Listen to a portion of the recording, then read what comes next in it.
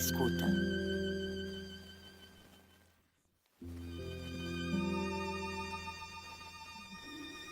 Talvez possas captar um indício de um estado antigo.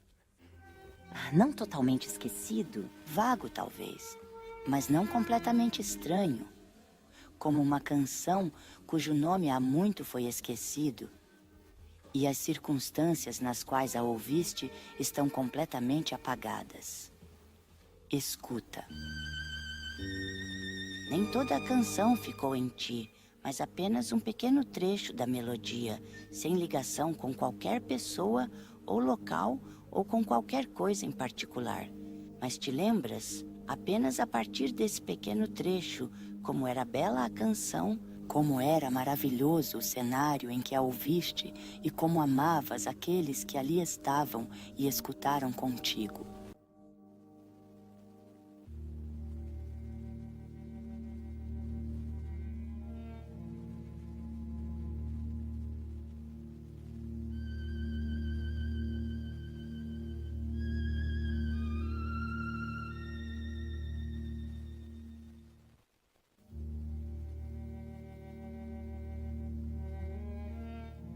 Estes não são livros comuns.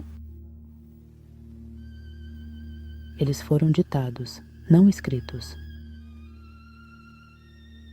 Eles são sobre amor, sobre perdão e sobre paz interior. Eles contêm toda uma filosofia para viver em nossos tempos. E esta é a história de como surgiram. Em 1958, aceitei um cargo como professor de psicologia médica na Faculdade de Médicos e Cirurgiões da Universidade de Colômbia. Pouco depois de eu chegar à Colômbia, uma das minhas primeiras tarefas foi contratar um psicólogo de pesquisa para um programa especial de estudo colaborativo. Durante a busca pela pessoa certa, encontrei a doutora Helen Schuckman.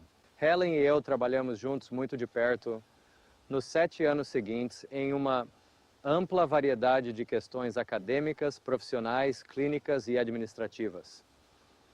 Na maior parte, acho que trabalhamos com bastante eficácia, mas também houve muito conflito e estresse em nossos relacionamentos pessoais e profissionais.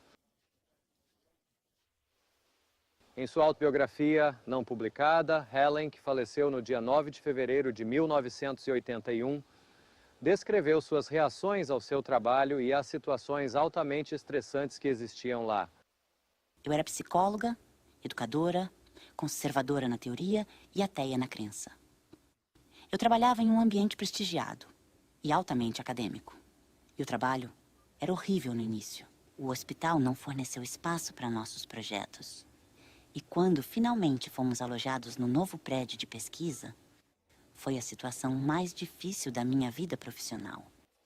O trabalho era opressivo e realizado em uma atmosfera de desconfiança e competitividade. E a harmonia interpessoal estava deprimente e ausente. Então, algo aconteceu que desencadeou uma cadeia de eventos que eu nunca poderia ter previsto. Minhas primeiras impressões de Helen foram um pouco difíceis de definir. Ela parecia ser uma pessoa muito complexa. Por um lado, ela era obviamente brilhante. Certamente tinha uma orientação muito dedicada à pesquisa. Por outro lado, havia uma espécie de sensação periférica, de orbitar, e não tenho certeza de como definir isso, mas uma sensação de que ela estava andando em círculos, de alguma forma. E demorei um tempo para perceber que essa era uma impressão muito superficial, e que qualquer pergunta que eu fizesse a ela evocava uma resposta muito sólida. Frequentemente, Helen e eu saíamos de nossos escritórios no fim da tarde, enquanto trabalhávamos em um projeto ou artigo, e passávamos algum tempo perto do meu apartamento no Central Park. Senti-me extremamente próximo de Helen. Senti que ela era a única pessoa que se importava com o que acontecia na minha vida profissional, mas também acho que ela sentia uma relação pessoal muito mais próxima comigo do que eu sentia que poderia retribuir. Bill é cerca de 14 anos mais novo do que eu e tem mais de 30 centímetros a mais de altura. Ele raramente atacava abertamente quando estava zangado ou irritado, mas era muito mais provável que ficasse cada vez mais distante e indiferente. Eu, por outro lado, tendia a me envolver demais e depois me sentir irremediavelmente presa e ressentida. Helen se relacionava de maneira muito profissional com os pacientes, de tal forma que, com algumas pessoas, ela se sintonizava imediatamente e tinha um grande senso de empatia. Ela entendia como eles eram, ela conseguia, talvez, enxergar através de suas defesas e era extremamente prática. Eu estava tendo algumas dificuldades emocionais, principalmente com questões familiares. E então, Helen gentilmente me aconselhou. E no decorrer desse diálogo, que foi uma troca muito gentil, ela descobriu que eu tinha sido separado da minha mãe. Por cerca de 14 anos eu realmente não tinha certeza de onde ela estava. Descobri que ela estava institucionalizada. E no dia seguinte, dentro de meia hora, Helen, através de alguns contatos no Departamento de Saúde Mental do Estado de Nova York, descobriu onde minha mãe estava alojada. E ela havia falado com o médico responsável pela minha mãe e no domingo seguinte organizou para que eu fosse visitar ela e, com o apoio e ajuda de Helen, consegui restabelecer uma relação muito amorosa com minha mãe, primeiro como amigo e depois como filho amoroso. E isso era tão típico da preocupação de Helen. Tínhamos trabalhado juntos por vários anos, na verdade, de 1958 até o verão de 1965, com muitas melhorias na organização do Departamento de Psicologia, no hospital, mas não estávamos realmente em paz. E um dia eu fiz um pequeno discurso para Helen. Isso foi em junho de 1965, antes de irmos para uma reunião. Essencialmente o que eu disse foi: deve haver um jeito melhor de viver e trabalhar no mundo, lidando com nossos relacionamentos e problemas pessoais e profissionais.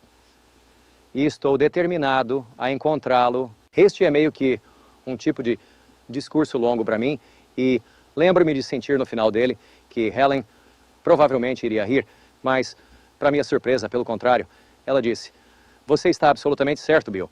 Vamos encontrar esse outro jeito juntos." E esse foi o começo de um compromisso conjunto que nós dois assumimos. Helen sempre esteve muito envolvida no seu trabalho com crianças com deficiência mental. Ela encontrou gratificação particular no trabalho com crianças que tinham essas deficiências e as achava especialmente receptivas e muito amáveis. Por outro lado, Helen teria sido a primeira a garantir a qualquer um de nós que ela não seria uma boa mãe e não tinha o desejo de assumir esse papel.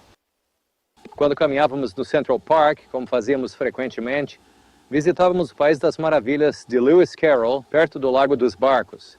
E esse era um dos lugares favoritos de Helen. Em uma dessas ocasiões, Helen me contou sobre um sonho recorrente de infância, do qual ela nunca se recuperou completamente. Centrava-se em uma bola de borracha vermelha e amarela, que aparecia em muitos sonhos ao longo dos anos e que ela associava a aspectos infelizes de sua infância.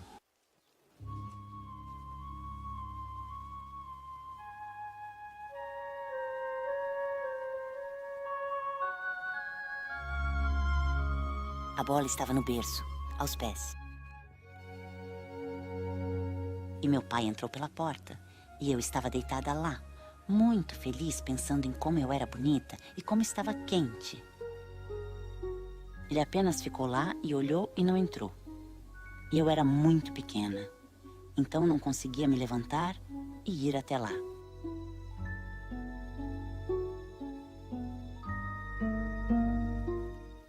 No sonho, vi me transformar de uma menina muito bonita em uma muito feia.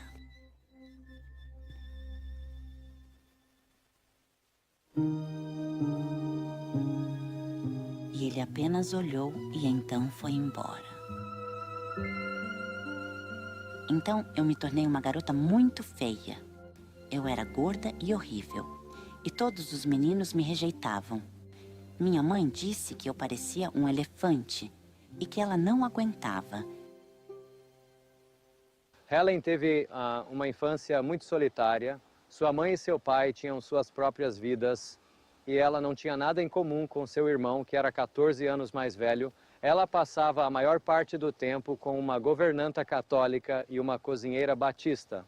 Os pais de Helen eram judeus não praticantes e não houve desânimo ou interesse quando Helen começou a experimentar ser, em diferentes momentos, católica e batista. Após uma longa série de decepções, Helen desistiu de sua busca por Deus e, quando se tornou uma estudante de pós-graduação em psicologia, suas crenças mudaram do agnosticismo para o ateísmo raivoso. Mas isso, como se descobriu, não foi o verdadeiro fim da história. Desde criança, eu costumava ver imagens muito claras quando fechava os olhos. As imagens podiam ser de qualquer coisa. Um bolo de aniversário com velas acesas. Uma mulher com um cachorro. Árvores na floresta. Uma vitrine cheia de sapatos. Durante anos, minhas imagens mentais geralmente eram imóveis e em preto e branco. Eu podia percebê-las a qualquer momento, mesmo com os olhos abertos. Mas, de repente, elas começaram a aparecer em cores e em movimento. E o mesmo aconteceu com meus sonhos.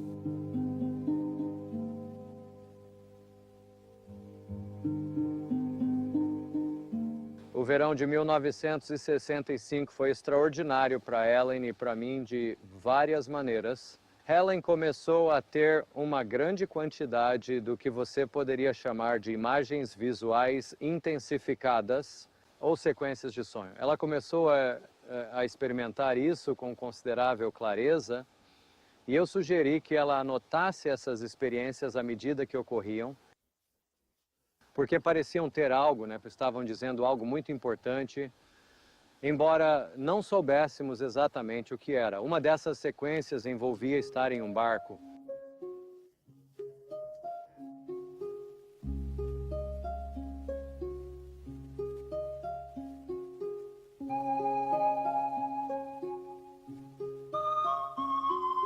O barco estava se movendo devagar, mas facilmente, ao longo de um pequeno canal muito reto.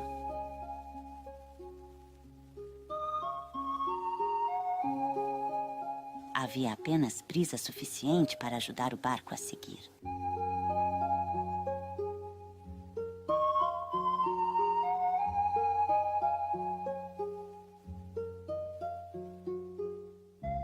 Os lados do canal estavam alinhados com belas árvores antigas e margeados por canteiros de flores.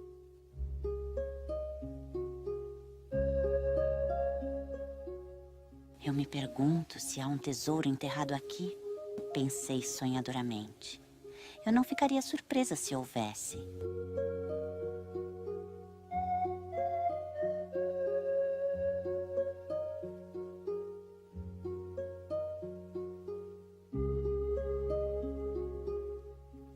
Então, notei um longo mastro com um grande gancho na extremidade deitado no fundo do barco. Exatamente o que eu precisava, pensei, ao deixar o gancho cair na água e baixar o mastro o máximo que pude. O gancho pegou em algo pesado e eu o levantei com dificuldade. Era um antigo baú de tesouro. A madeira desgastada pela água e o fundo coberto de algas. Não havia nada no baú, exceto um grande livro preto, como os fichários de mola usados para juntar manuscritos ou papéis. Na lombada, uma palavra estava escrita em dourado. A palavra era Esculápio. A palavra era familiar. Mas eu não conseguia me lembrar o que significava. Quando procurei, descobri que era o nome do deus grego da cura.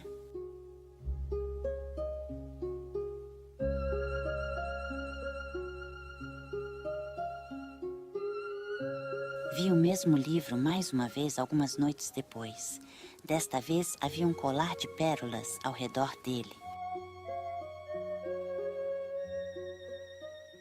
Além dos seus sonhos extraordinários, Helen me surpreendeu com descrições detalhadas dos lugares onde eu estava de férias, embora ela nunca os tivesse visto. Um dia, ela insistiu que um amigo meu estava tentando cometer suicídio. Telefonamos para ele e ela estava certa.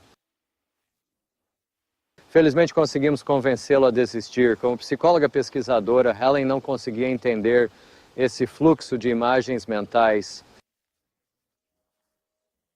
Ela teve várias experiências psíquicas que continuava a ter, e isso teve um impacto cumulativo nela durante o verão de 65. Ela ficava se perguntando: estou perdendo a cabeça? Estou enlouquecendo? Como concilio isso com o meu papel como cientista? Assim, seu conflito certamente aumentou enormemente durante esse período.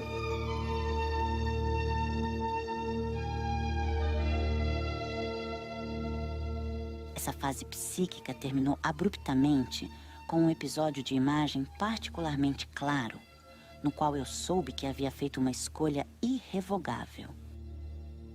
Vi-me entrando em uma caverna cortada em uma formação rochosa em uma desolada costa marítima varrida pelo vento.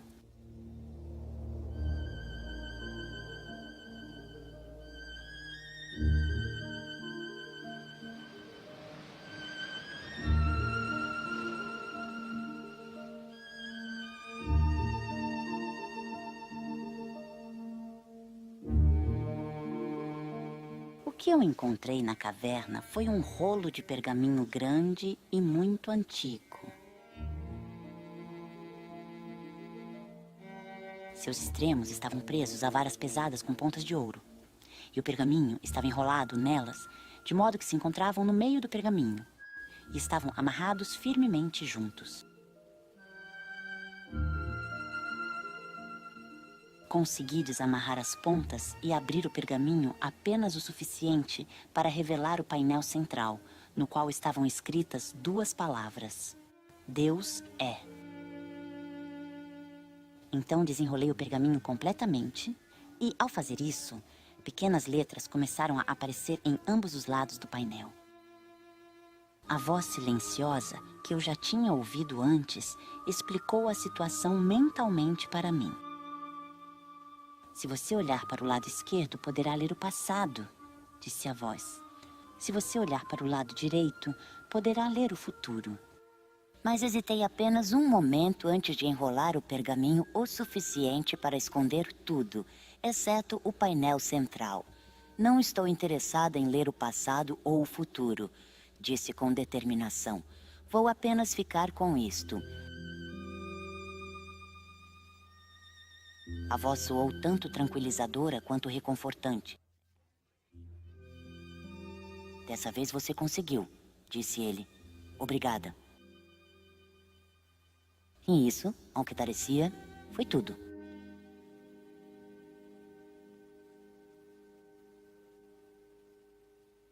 Durante parte daquele verão, estávamos ambos viajando. E talvez como uma forma de esclarecer seus pensamentos sobre temas espirituais emergentes, Helen começou a me escrever uma série de cartas.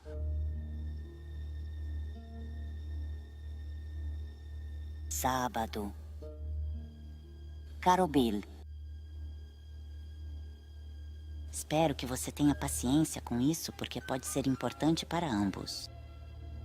Esta manhã continuei dizendo, meio que sem intenção, sou um canal. O que parecia significar algo na época.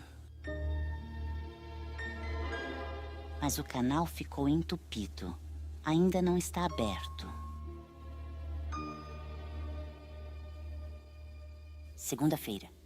Querido Bill, uma noite estávamos passeando e meu marido Louis apontou um garoto com lesão cerebral de cerca de 12 anos que estava sendo empurrado por seus pais em um carrinho. Havia outras crianças com deficiência lá também. Enquanto caminhávamos, de repente e brevemente, senti como se todos caminhassem felizes e muito juntos no mesmo caminho, como em uma escada. Ainda não estamos todos no mesmo caminho, mas todos chegaremos em casa eventualmente.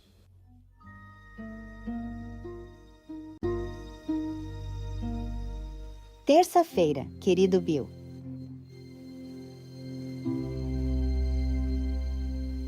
Não tenho certeza se quero escrever isso, mas sinto que estou obedecendo a uma ordem.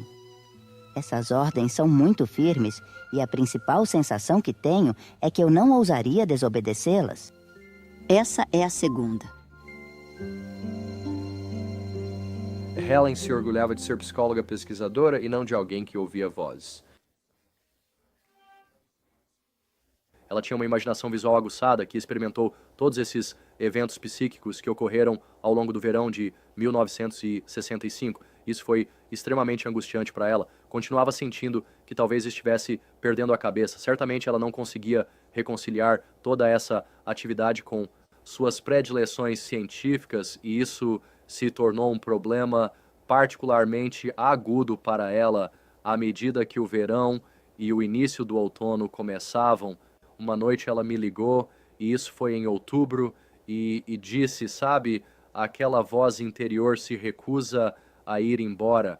Ela fica falando, este é um curso em milagres, por favor, tome notas. O que devo fazer? Suponha que seja loucura. Suponha que não faça sentido, você sabe. Suponha que estou insana. E ela estava, evidentemente, passando por uma grande angústia e agonia naquele momento.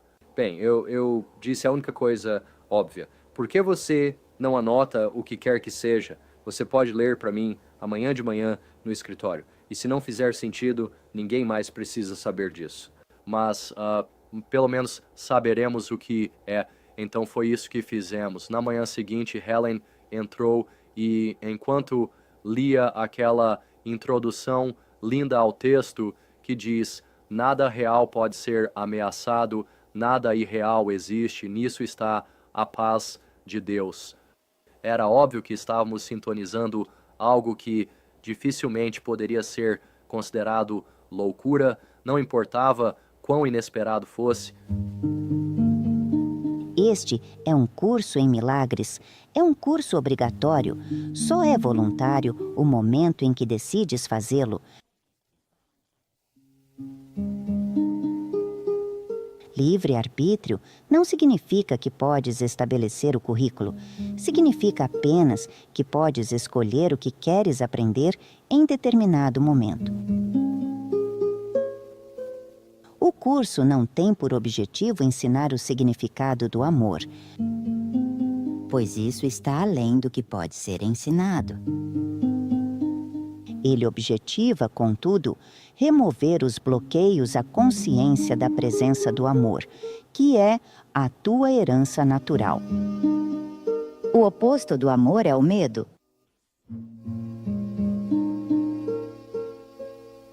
Mas o que tudo abrange não pode ter opostos.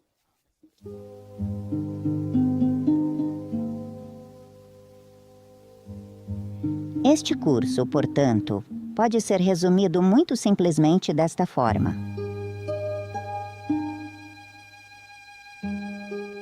Nada real pode ser ameaçado.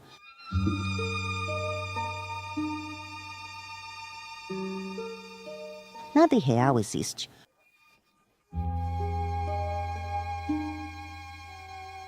Nisso está a paz de Deus.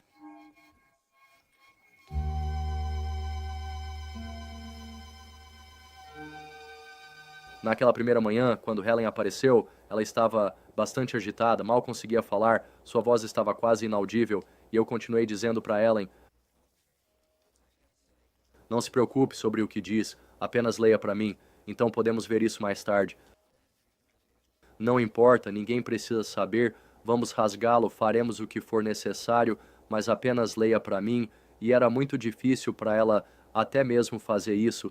Ela tossia e se atrapalhava e quase teve uma convulsão em vez de conseguir simplesmente ler as palavras calmamente. Então eu usava uma mão para segurá-la enquanto tentava digitar com a outra mão. E essa ansiedade extrema continuou por um tempo, certamente durante as fases iniciais do texto, quando encontramos algo como os primeiros 50 princípios dos milagres. Milagres em si não importam. A única coisa que importa é a sua fonte, que está muito além de qualquer avaliação. Milagres ocorrem naturalmente como expressões de amor. O amor que os inspira é o milagre real. Nesse sentido, tudo que vem do amor é um milagre.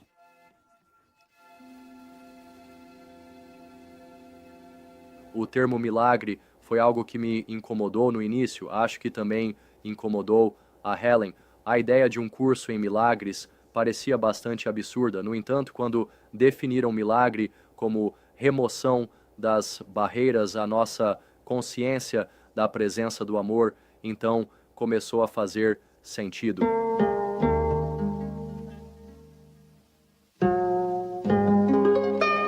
Milagres despertam novamente a consciência de que o espírito, não o corpo, é o altar da verdade.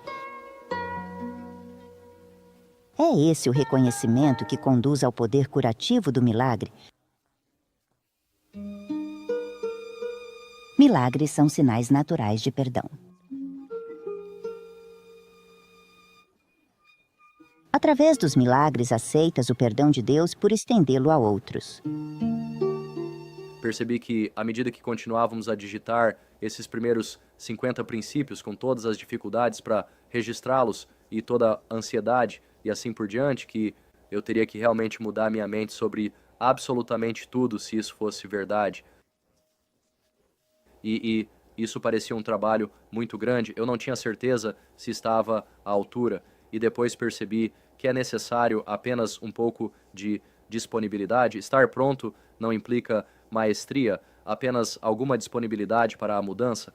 Então eu reconheci que tinha alguma disponibilidade para fazer isso. Acho que Helen estava com medo de assumir qualquer tipo de compromisso muito específico sobre tudo isso. Na verdade, ela disse: você é responsável pelo que diz. Não quero saber exatamente o que diz, mas se cometer erros gramaticais, se errar de alguma forma, então não dá mais e me recusarei a continuar. Uma das maiores contribuições dos milagres é a sua força para liberar-te do teu falso senso de isolamento, privação e falta. Um milagre nunca se perde.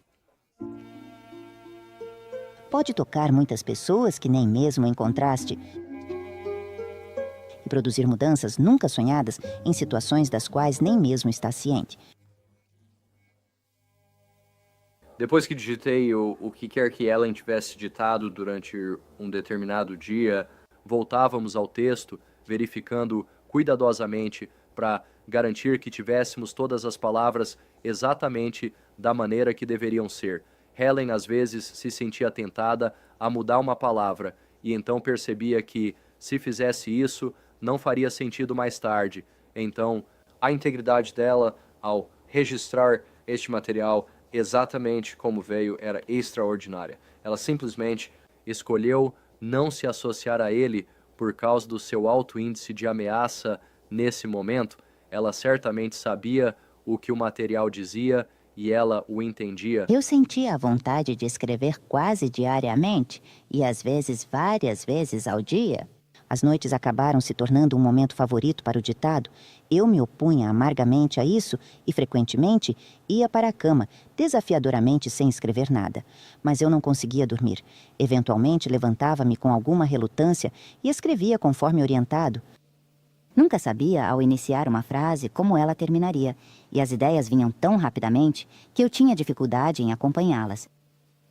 Helen podia ligar ou desligar a qualquer momento. Ela podia parar no meio de uma frase sem sequer voltar para reler o que havia escrito e continuar quando tivesse um tempo. Ela podia ter uma conferência de pesquisa no meio de uma frase. Não fazia nenhuma diferença.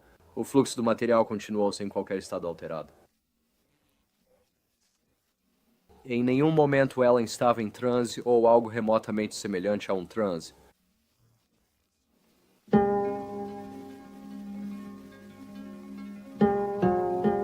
Tu podes acreditar que és responsável pelo que fazes, mas não pelo que pensas.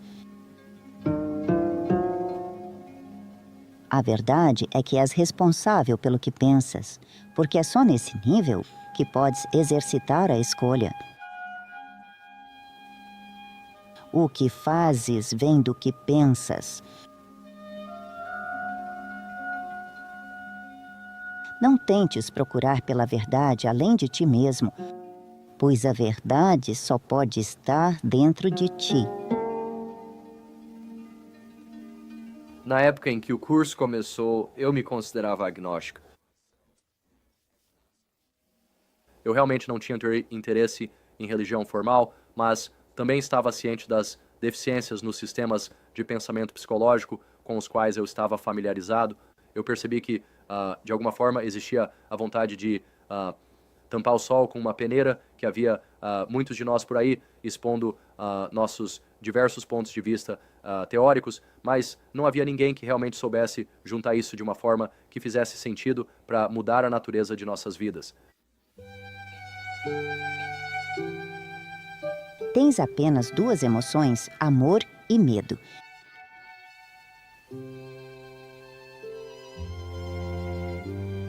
Uma feita por ti e outra que te foi dada.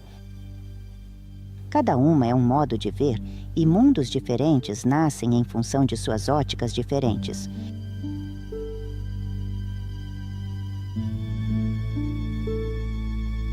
Vê o amor de Deus em ti, e tu o verás em toda a parte. Porque Ele está em toda a parte. Com o amor em ti mesmo, não tens necessidade alguma a não ser a de estendê-lo.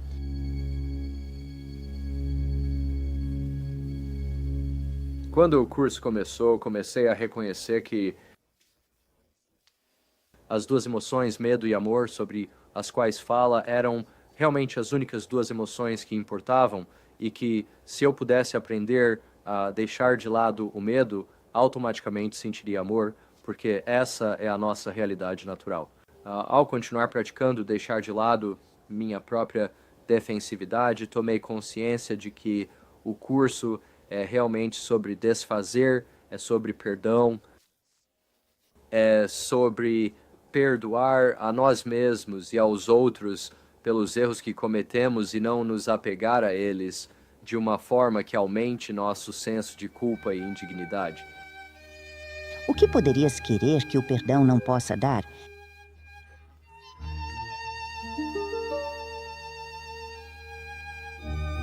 Queres paz? O perdão a oferece. Queres felicidade? Uma mente serena, certeza acerca do teu propósito. E um senso de valor e beleza que transcende o mundo? Queres atenção, segurança e o calor da proteção garantida para sempre? O perdão te oferece tudo isso. Perdoa o mundo e compreenderás que tudo o que Deus criou não pode ter fim. E nada que Ele não tenha criado é real. Nessa única frase, o nosso curso é explicado. Embora o curso tenha vindo de uma forma que eu nunca tinha antecipado, eu o considerei como a resposta próxima para a minha pergunta. Deve haver outro jeito e estou determinado a encontrá-lo. E parecia-me que, na medida em que eu valorizasse ser um cientista, deveria olhar para todas as evidências antes de descartá-las. Tive essa reação inicial: será que é isso? Você sabe, isso é algo totalmente absurdo, mas enquanto li o material, reconheci que de jeito nenhum Helen poderia ter escrito esse material. Era totalmente alheio ao passado dela, aos interesses dela e ao modo como ela conceitualizava ideias abstratas, de modo que não há como ela ter escrito isso. De onde veio a escrita? Não entendi a autoridade calma, mas impressionante com que a voz ditava. É em grande parte devido à natureza estranhamente cativante dessa autoridade que me referi à voz com V maiúsculo. Em vários pontos do texto, a própria voz fala sem rodeios sobre o autor, Jesus. Minhas próprias reações a essas referências, que literalmente me deixaram atônita na época, diminuíram em intensidade e agora estão em um nível de admiração e aceitação. Lembro-me muito bem de uma ocasião em que Ellen entrou um dia e estava realmente perturbada. Ela estava talvez mais perturbada do que eu tinha visto em algum tempo. E isso foi enquanto estávamos talvez em alguma parte do meio do texto, e ela disse, desta vez está realmente fora de controle, não faz absolutamente nenhum sentido, é sem significado, sem nexo. É absolutamente impossível, eu me recuso a ler isso para você e assim por diante. Depois de acalmá-la, ela concordou em ler o material para mim e posso citar o final dessa sessão. Pai, perdoa-nos as nossas ilusões e ajuda-nos a aceitar o nosso verdadeiro relacionamento contigo, no qual não há ilusões e onde nenhuma jamais pode entrar. A nossa santidade é a tua. O que pode haver em nós que precise ser perdoado quando a tua é perfeita? O sono do esquecimento é apenas não querermos lembrar o teu perdão e o teu amor. Não nos deixes cair em tentação, pois a tentação do Filho de Deus não é a tua vontade, e permite que recebamos apenas o que tu nos deste e que aceitemos apenas isso nas mentes que tu criaste e que tu amas. Amém.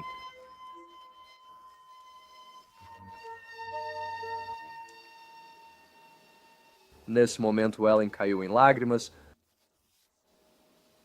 A beleza da linguagem, a profundidade do pensamento. Em certo sentido, a equivalência do Pai Nosso para o curso parecia ser tão clara que esta era uma declaração no curso muito semelhante ao Pai Nosso em muitos dos seus aspectos, que teve um impacto muito profundo em Helen, assim como, é claro, em mim também.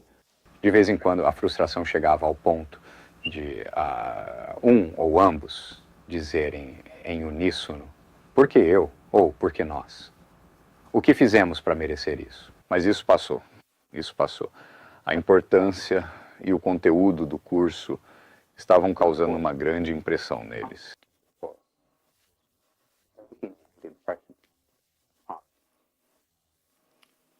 E a responsabilidade da tarefa era muito importante. E acho que só aumentou ao longo dos anos. Acho que eles chegaram num ponto de, pelo menos, alguma adaptação a isso e algum senso de conforto, simplesmente pela organização que desenvolveram ao lidar com a tarefa de transcrição de forma ordenada. Atribuo isso em grande parte a Bill, e era necessário sustentar Helen com essa estrutura, a disciplina dessa estrutura. À medida que o material se desenvolvia, é claro, uma grande parte dele se tornava cada vez mais belo. Centenas de páginas estão em pentâmetro iâmbico, versos brancos shakespearianos. Quando descobrimos isso, foi quase como se estivéssemos recebendo palavras e música ao mesmo tempo. Vamos ficar quietos por um instante e esquecer todas as coisas que já aprendemos, todos os pensamentos que tivemos e todo o preconceito que guardamos quanto ao que significam as coisas e qual é o seu propósito. Não nos lembremos das nossas próprias ideias a respeito de qual é o objetivo do mundo. Nós não sabemos. Soltemos todas as imagens que guardamos de todas as pessoas e que sejam varridas das nossas mentes. Ser inocente de julgamento, inconsciente de quaisquer pensamentos de mal ou bem que jamais tenham cruzado a tua mente a respeito de quem quer que seja. Agora não o conheces, mas estás livre para aprender sobre ele e aprender sobre ele de uma forma nova. Agora ele nasceu de novo para ti e tu nasceste de novo para ele, sem o passado que o condenava à morte e a ti junto com ele. Agora ele é livre para viver, assim como tu és livre, porque um aprendizado antigo morreu e deixou um lugar para que a verdade renascesse.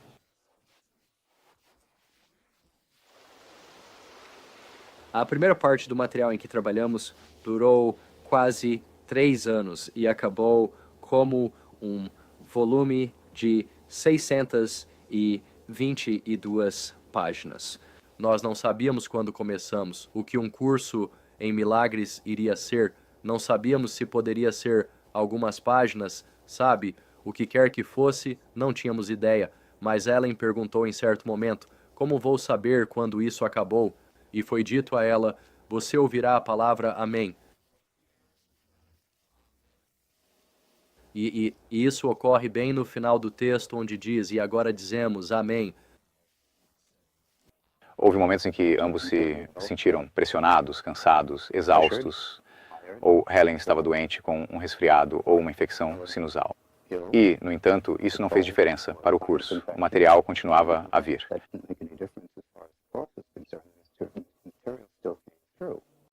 Quando o texto foi concluído, Helen sentiu, assim como eu, que isso representava a conclusão da nossa tarefa e que tínhamos muito a fazer para simplesmente tentar aprender esses conceitos e aplicá-los em nossas vidas. No entanto, após um período de talvez 9 meses, Helen ficou cada vez mais inquieta.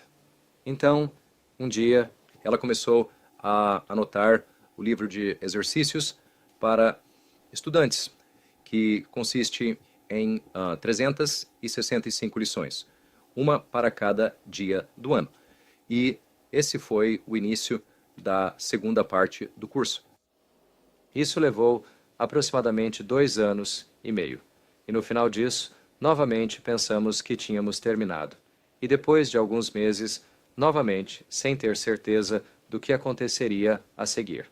O terceiro e último volume foi anunciado como o Manual de Professores. Portanto, o período total de tempo foi de aproximadamente 7 anos, desde o momento em que começamos com o texto, incluindo o livro de exercícios e, finalmente, o Manual de Professores.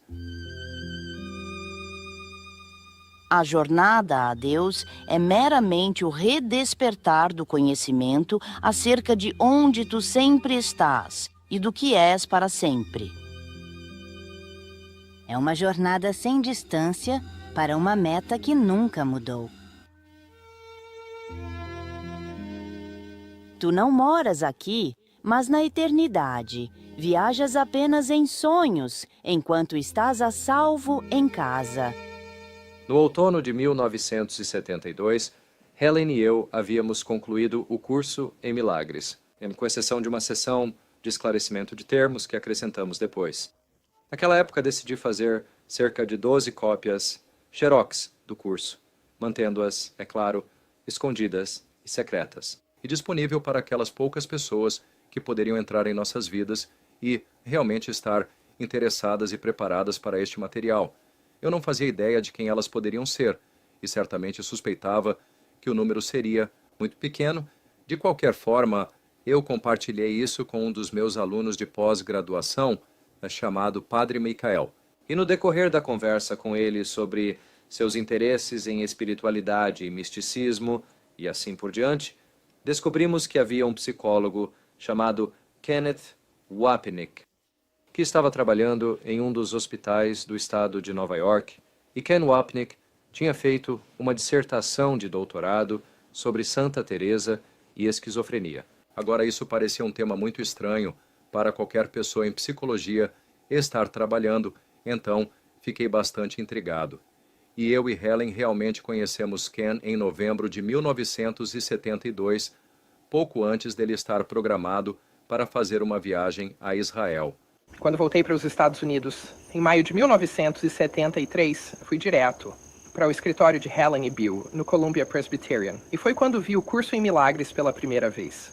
E o que eles fizeram foi que Bill me levou para seu escritório, ele foi ao escritório de Helen, que estava imediatamente ao lado. E Helen me deu suas 2 sessões favoritas do texto.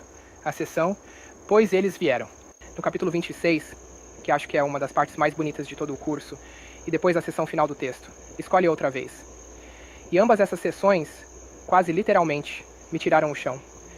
Foi a coisa mais bonita que eu já havia lido, que além disso, dizia algo. As provações são apenas lições que falhaste em aprender.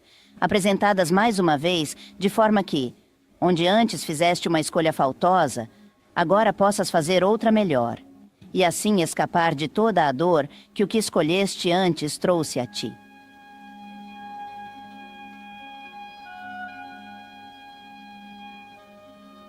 Em toda dificuldade, toda aflição e a cada perplexidade, Cristo te chama e gentilmente diz: meu irmão, escolhe outra vez. Pouco depois, quando comecei a ler o curso de capa a capa, ficou claro para mim que meu destino não era voltar para Israel e viver no mosteiro, como eu pensava naquele momento, mas que eu deveria passar o resto do meu tempo com Ellen e Bill em Nova York. De fato, foi isso que fizemos. O que foi notável é que praticamente não houve mudanças no texto real de todo o curso. A maior edição envolveu apenas a designação dos capítulos e a organização física da obra impressa. Mas os manuscritos eram notáveis em sua ordem e clareza, diretamente, assim como Ellen os traduziu das suas notas taquigráficas. Este foi o manuscrito que eu havia visto. Eu senti que alguns dos títulos não eram apropriados para as seções. As maiúsculas eram inconsistentes, os parágrafos e a pontuação eram inconsistentes, etc. Então eu discuti isso com Helen e Bill, dizendo que realmente sentia que deveria ser revisado mais uma vez, apenas para ter certeza de que estava exatamente como deveria ser. Portanto, Helen e eu começamos isso em algum momento no final do outono de 1973, revisando todo o manuscrito linha por linha, palavra por palavra. Isso levou cerca de um ano. Naquela época, acho que o manuscrito tinha basicamente cerca de 1.500 páginas. Foi um trabalho enorme, como você pode imaginar. Isso deixava Helen muito ansiosa de ter que revisar todo esse material. Então, muito tempo foi gasto persuadindo a fazer isso. Mas ela reconheceu que este era um projeto muito importante. Discutimos com Bill qualquer coisa que fizéssemos, em termos de mudanças que pudéssemos ter feito. E sempre sentimos que Jesus estava realmente nos ajudando a fazer isso. Que tudo o que estávamos fazendo era realmente feito com sua orientação e bênção. O nome de Jesus Cristo, enquanto tal, é apenas um símbolo, mas representa um amor que não é desse mundo.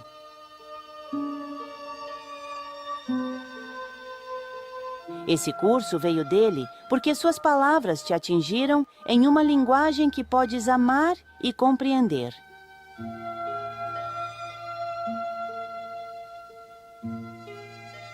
O nome de Jesus é o nome de alguém que foi um homem, mas viu a face de Cristo em todos os seus irmãos e se lembrou de Deus. Ele é o Cristo? Ah, sim, junto com você.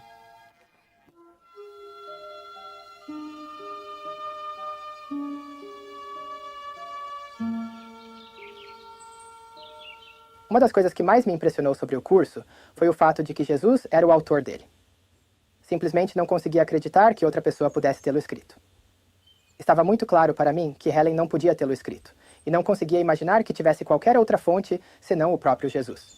Quando o curso começou a surgir através de Helen, ela se sentiu extremamente desconfortável em compartilhar isso com seu marido, Louis. Isso foi principalmente porque o curso era tão cristão em suas declarações e porque Louis era um judeu tão identificado. Era claro que ele acharia o conteúdo do curso muito difícil, sem mencionar o próprio processo de escrita.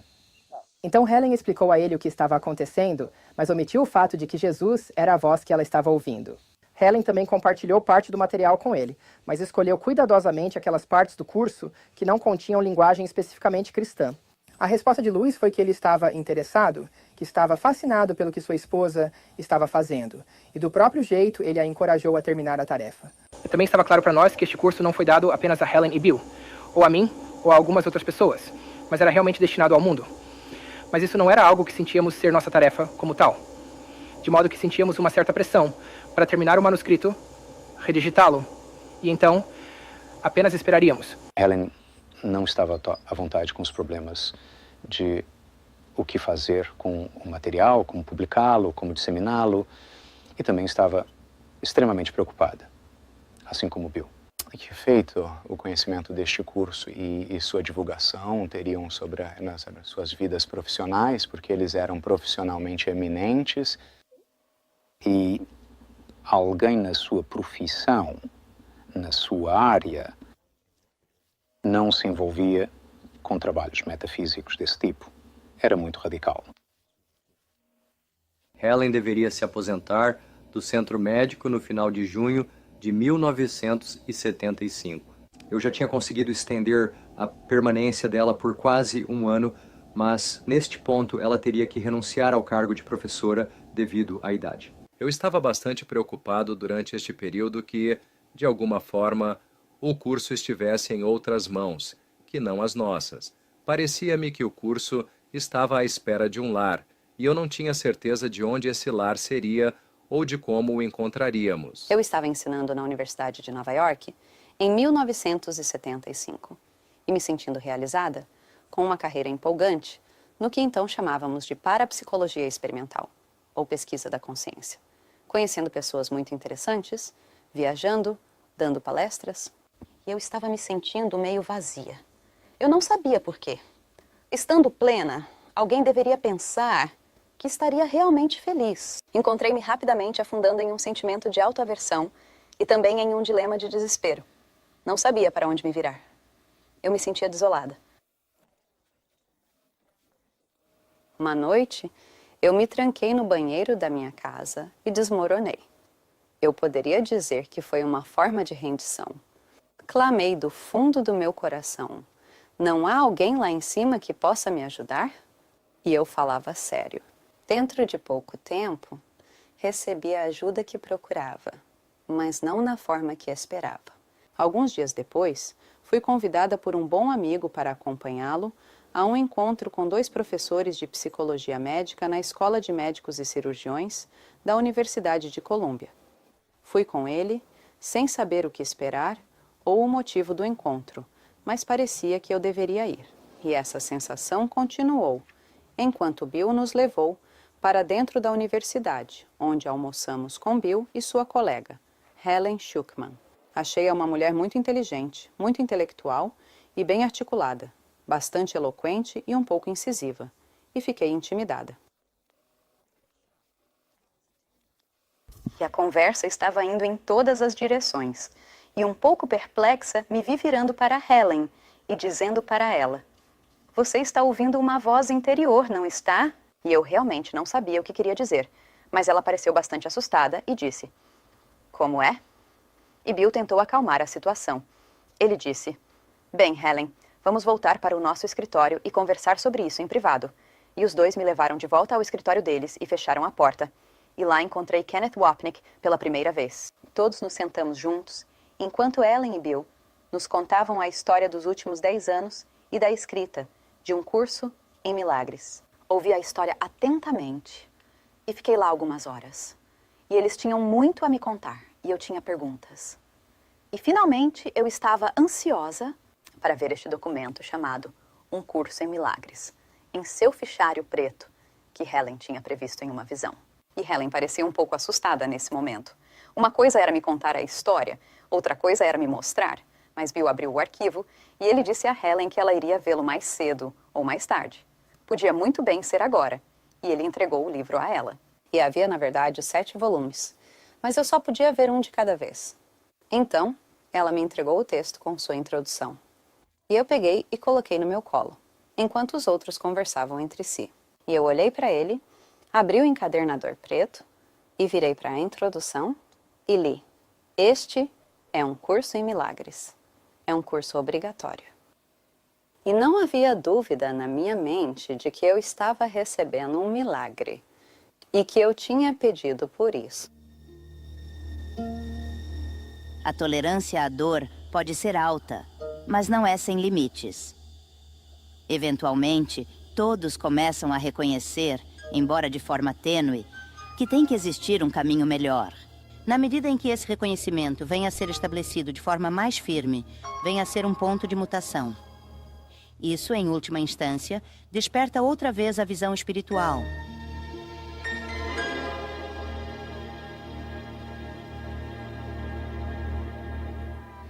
Helen, Ken e eu nos encontrávamos frequentemente no apartamento da Judy, no Beresford, em Central Park West. Esta foi uma oportunidade para nos reunirmos. conhecer pessoas interessadas em ideias metafísicas, principalmente aquelas que se interessavam pelo curso, já que Judy conseguiu disseminar o curso em forma de xerox rapidamente para um grande número de seus amigos. E eu tive uma sensação enorme de alívio por poder liberar aquelas 12 cópias que eu estava escondendo no armário, e que Judy tinha pegado a bola e estava indo em frente com isso, que ela estava fazendo as coisas necessárias naquele momento para disseminar o material, para começar a obter reações críticas das pessoas e, de certa forma, nos socializar com o que estava acontecendo no mundo maior, fora do mundo acadêmico, onde estivemos confinados por tantos anos. Conhecemos um grande número de pessoas muito eminentes na Califórnia, assim como em Nova York, que eram estudantes sérios do curso. Todos queriam cópias adicionais. Todos estavam insatisfeitos com o fato de que isto estava disponível apenas ao xerocopiar rapidamente centenas e centenas de páginas de material. Então, tornou-se evidente ao longo disso que teríamos que considerar a ideia de publicação. Naquele momento, várias pessoas se aproximaram, fizeram ofertas para publicar o curso na íntegra, mas nada disso parecia exatamente certo. Um deles queria encurtá-lo, outro queria editá-lo extensivamente, outro queria remover a terminologia cristã, distorções aqui, distorções ali, e não parecia certo. Nós realmente tínhamos a sensação de que este documento deveria permanecer intacto, como Ellen o escreveu, sem mudanças. Não parecia haver ninguém que quisesse fazer exatamente dessa forma. E recorremos a uma técnica que ainda usamos de forma ativa em nossas vidas, de perguntar juntos quando tínhamos um problema que queríamos resolver mutuamente. Sentávamos, discutíamos o problema e então fechávamos os olhos. E formulávamos internamente uma pergunta e esperávamos por uma sensação. Uma frase, uma resposta de alguma forma que sentíamos ser precisa. Imploramos ao Espírito Santo dentro de nós por orientação. A orientação que recebemos foi que o material deveria ser publicado em breve e que, de fato, deveria ser disseminado. E também que deveria ser mantido intacto. Foi-nos dito, ao perguntar internamente, que somente aqueles que deveriam fazer isso, somente isso, o resto de suas vidas deveria estar envolvidos e que seriam guardiões da informação. Perguntamo-nos, quem poderia ser?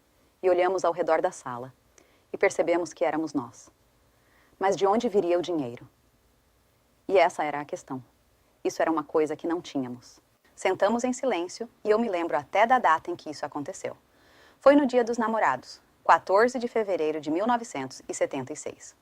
Porque enquanto estávamos sentados em silêncio, internalizando, pedindo ao Espírito Santo, a voz por Deus, que nos guiasse e nos desse a resposta para aquela pergunta. Escutei algo tão claramente que eu não podia negar. E a resposta foi: faça o compromisso primeiro. Eu sabia que tinha que ser verdade. Então fizemos isso.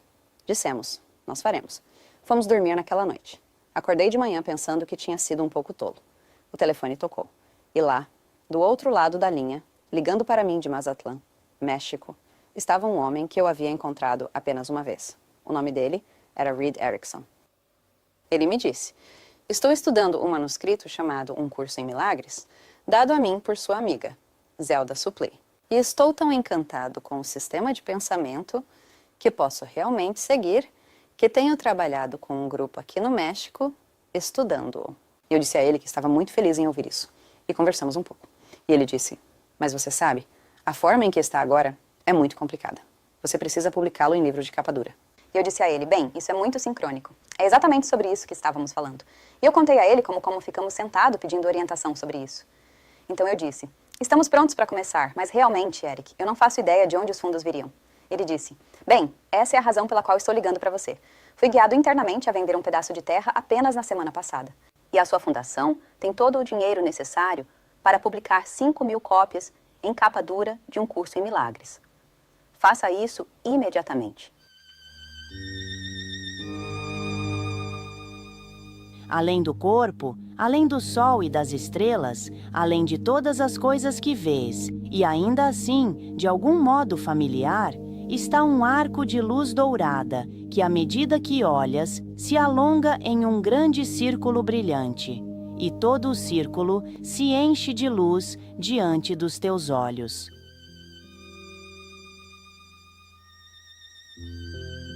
Os contornos do círculo desaparecem e o que há dentro já não está mais contido em nada.